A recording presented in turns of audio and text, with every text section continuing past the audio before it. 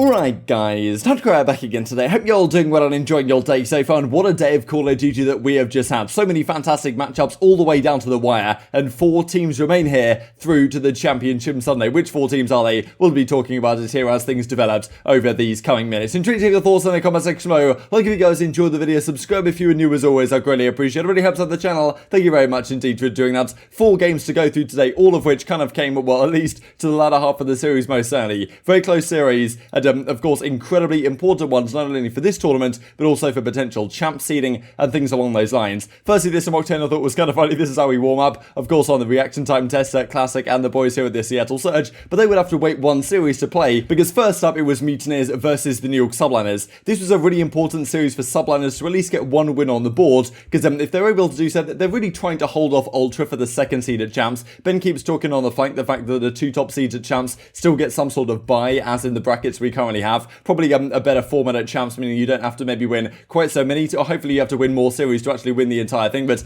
there's clearly some advantage for being the number 1, number 2 seed at the World Championship. So, well, Subliners obviously looking to lock that up. A series win here against the Mutineers would have got a long way to doing that, but Neptune had other ideas early on. He went 37-15 on this game 1 checkmate hardpoint. Just ridiculous. I mean, look at this stat line, right? Skies of the Havoc and Awakening kind of doing their thing. Neptune just absolutely bossing it. Like, this kid has been a monster, and one of the most improved players, to be honest, these last couple of months. He really has made Mutineers a force to be reckoned with, most certainly. The Search and Destroy goes the other way, though. This was the Hydra show, right? He didn't have a great day in this first series. The second series he played very well, but didn't work out too well for them, as we'll talk about here in a couple of minutes' time. But Hydra goes 17-4 in this game 2 to win them the Search and Destroy there on Moscow. Then this game 3, pretty interesting stuff. We actually see right here that, well, I mean, Hydra falls off the map at one point. Then, well, Clayster gets incredibly hyped, right? After this map finishes, Clayster starts, well, talking across the stage. We've got a pick-up team. The fact that they've brought Decimate into their squad, not expected to do too much, I suppose, really. We were talking, okay, if they can win 1 series this weekend, that would be a pretty good result for them. Didn't expect them to do too much. Difficult to turn things around, especially with how, well, important Asim clearly is to the lineup. But to be fair to Decimate, he did play very well indeed. This is close to getting hyped after this control victory, you know, shouting across the stage. We just love to see this type of stuff, to be honest, from the pro players. This is why we love LAN. You know, if the fans were there, it'd be even better, but we will get there at some point in the future. And Decimate, as I say, he had a really good time of things. This game 4 was one that maybe if they have a seamless, if they have a little bit more coordination here in terms of this final situation, because Clayster was making a long flank. If his teammates just don't die, they probably win this game, and a lot of the time they probably close that on the P4 anyway. But Subliners, I mean, they necessarily choke it, but 250-243 to the Mutineers. They win that one just about, as Octane says, like, New York wins that map 9 out of 10 times. That is actually a tragedy. And well, then we go to the game 5 though, and this was the absolute Decimate show. Like, this guy was absolutely killing it clutch, pretty much a 1v3 early on here, and continued the dominance throughout the rest of the Search and Destroy. It does beg the question whether, you know, maybe teams should consider Search and Destroy substitutes, because their respawn Subliners with Decimate was questionable, but their Search and Destroy seemed pretty great with him in the team. So you've got to think maybe well, teams are considering that path. Maybe it was done once last year with Seattle Surge, but anyway, Decimate plays a great series. Mutineers come out 7th through 8th in the end. They were obviously not the ideal result for them, and it did mean that Seattle had a decent chance, right? Because Mutineers, the team in like the 8th place position right now for the champ seeding, so Seattle could have been looking at this and thinking, okay, that's a great defeat, so that they don't get too many points. We can potentially make a run. As Dashy says, will I run them with a pickup team?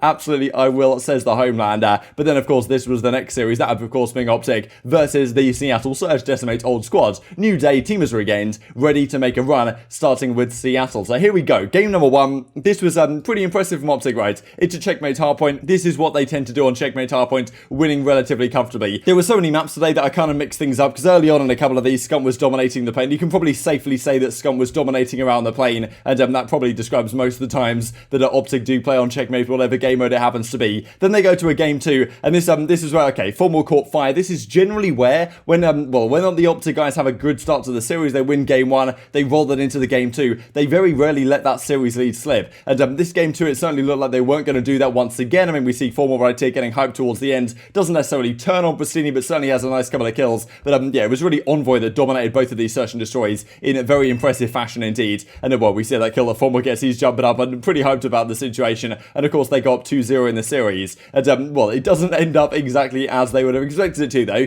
Goes all the way to game 3. And this was a checkmate control where Seattle take it, right? And a little bit scary for OpTic. They've done this a little bit lately. Their control has been somewhat suspect, to say the very least. They go into a game 4 as well. And well, Seattle tied up. This is a great map for them on Apocalypse. And as soon as they lost that game 3 checkmate control, I was like, okay, little bit questionable for OpTic, right? Because I definitely favoured Seattle coming into this game 4, and a game 5, anything is possible. Does go down to a Moscow though, and this once again was Envoy really making some incredible plays.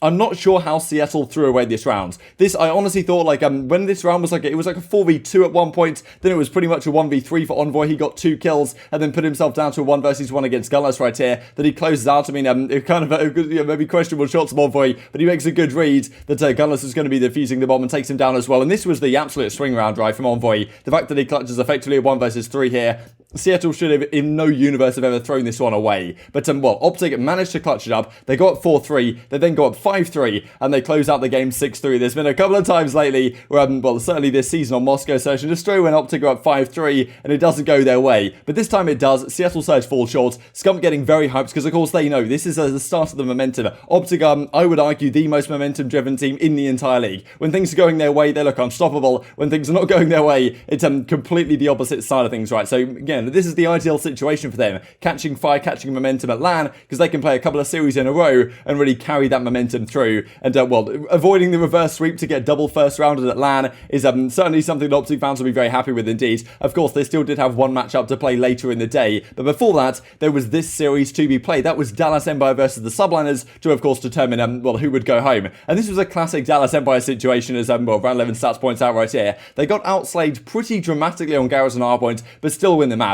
And, despite Shotzzy not really doing anything this series, they still get over the line against Subliners. So, pretty interesting to see. Of course, Subliners in a tough spot. We'll talk about them tomorrow. What happens when a team comes back into the squad? Where are they right now in terms of power rankings? But where are the Dallas Empire, right? Because they're looking really good right now. And, of course, they beat OpTic very handily. They lose yesterday to the Ultra in a Game 5 round 11. And now they're beating this, of course, pick up New York squad. But they still beat Mutineers, right? And that's an impressive victory nonetheless for the New York team. And Dallas come out and deal with them pretty effectively. So, really impressed with this Dallas team. They may well be a top 3 team in the game right now, which is pretty surprising to say, but it's great to have another, well, team that can actually potentially contend for championships, as Dallas seem to be trying to do at the moment. The game 2, though, doesn't go their way. Complete domination here on this Miami Search and Destroy, and given the fact that they got 6-0, well, they 6-0 Toronto Ultra yesterday on this map, it was pretty impressive that Subliners were able to turn this around and very quickly counter-strat them and get everything going in that sense. However, the respawns on the side of, and Decimate also was dominating this map again, so that's kind of what I was saying earlier, right? In the Search and Destroys, Decimate's been looking really, really good indeed. The respawns is kind of where things have suffered, which maybe is surprising, because you think a new team that's struggled to put things together would actually be the one that struggles more in the Search and Destroys without prepared strategies. But, well, Hydra wins this final round at the end, and, well, gets the job done for the New York Subliners guys to get them over the line. But the respawns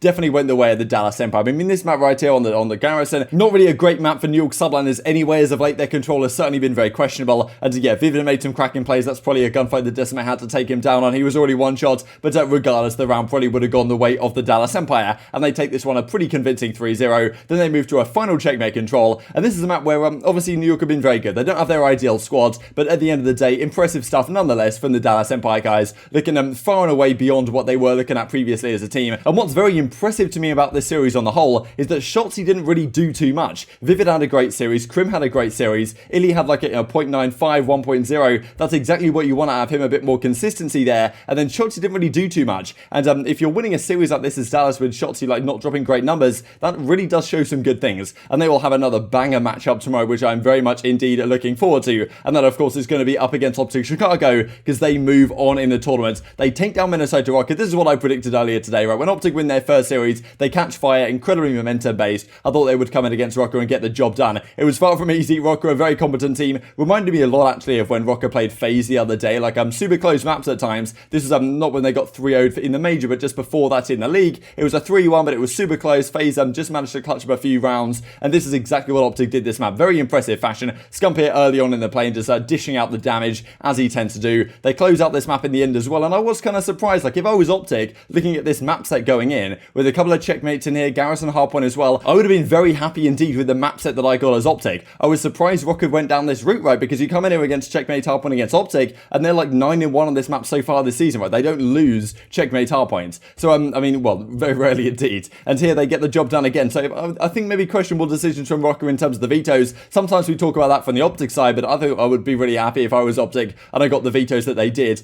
Game 2 does not go their way, though. This was really back and forth. There was a couple of moments that I think OpTic may have been able to win this one. There was especially the 4 versus 3 that they lost in, well, basically the bomb went down over towards the B side. The Rokkr guys only had 3 players left. Envoy decided to hop it, which is probably the more ambitious play that I've seen so far today. And pretty much, well, maybe of the entire season, right? Envoy hops it completely out of the open. Usually you want to play your numbers a little bit, especially when there's 30 seconds left on the clock. He gets picked. Standy gets like a 3-piece, closes out the rounds, and they win the round 10 as well to tie up the series 1-1. But this is where OpTic really do come to play. This checkmate control, it felt like OpTic were by far the better team on this map. It was only the second time they'd played it, Rokkr, this entire season. This clutch, though, was very impressive indeed from the OpTic guys, because it looked like they had a decent chance in the rounds, then it kind of fell apart. Then they get so many kills in a crucial fashion. Dashy gets a couple of big ones. I mean, it was really the formal show on this map. He was absolutely going off. At some point, he was on pace for like a 40 bomb if it went to 5 rounds. He doesn't know. He gets 35 kills in the end. This kill from Dashy as well is absolutely enormous. Gets this 2-piece all the way across the map to give them a chance to win the rounds. Not really sure why Attach is challenging that necessarily. Doesn't necessarily need to. Definitely some mistakes from the Rokkr side, but OpTic take full advantage. They win this game 3, and then they go into a final game as well. And this was again really down to the wire. What a great back and forth hardpoint this was here on Garrison. Early on, it looked like it was the OpTic guys in a significant advantage, then the Rokkr guys pulled it back. So back and forth, and in the end, all the way to P2, Envoy makes an incredible play, somehow wins the gunfight in hill, which I thought he'd never be able to win, breaks the hill from the front, gets a perfect setup for the OpTic guys, and they get the job done in the end. So they move on to the Championship Sunday. That's their second Championship Sunday in a row, and exactly what they were expecting, right? Of course, they lost to Dallas Empire. That was a big shock to them, but still, coming out and beating a hot Seattle, taking down Rokkr is very impressive from OpTic. And as we talk about, the momentum is now there for them. Often OpTic have been a team historically that started relatively slow in these types of tournaments. They'll get the opportunity tomorrow to rematch with the Dallas Empire, as we will look at, as I say right here. I saw OpTic in the respawns most certainly. They reached their second Championship Sunday in a row. I think they made the first one way back at the start of the season. Then since then it's been a little bit suspect. And well, now they have actually made 2 in a row right to the Stage 3 Major. Now here at the Stage 4 Major. But last time they came top 4. They lost to the Toronto Ultra. Can they go 1, 2, 3 better this time? Who really knows? But yeah, the sleep schedule kind of jogged. But still, fantastic matches today, all things considered. These are the statistics then, especially from the OpTic guys. This is very impressive, the slaying numbers right here. Envoy didn't really have to do too much this series, but certainly went massive for them earlier today in some of those search and destroy rounds. Scump goes +10, Former +16, Dashy +20. Kind of felt like a silent, dominant performance here from Dashy today. Really put up some great numbers. Very impressive with the OpTic guys. And well, they will rematch, as I say, with Dallas Empire tomorrow to determine who gets to face the loser of Toronto Ultra versus Atlanta FaZe, which you guys will already know when you're watching this video. Intrigued to hear your thoughts on all this in the comment section below. I'll cover the Ultra versus FaZe series tomorrow and a load of other storylines that came out of today's action. Intrigued to hear your thoughts down below. Hope you guys enjoyed the video. If you did enjoy it, I'd greatly appreciate a like on the video. It really helps out the YouTube algorithm to know you enjoyed this content. Other people like you may enjoy this content as well. And I've grown the competitive Call of Duty community. Thank you for watching as always. Take care. And I will see you next time.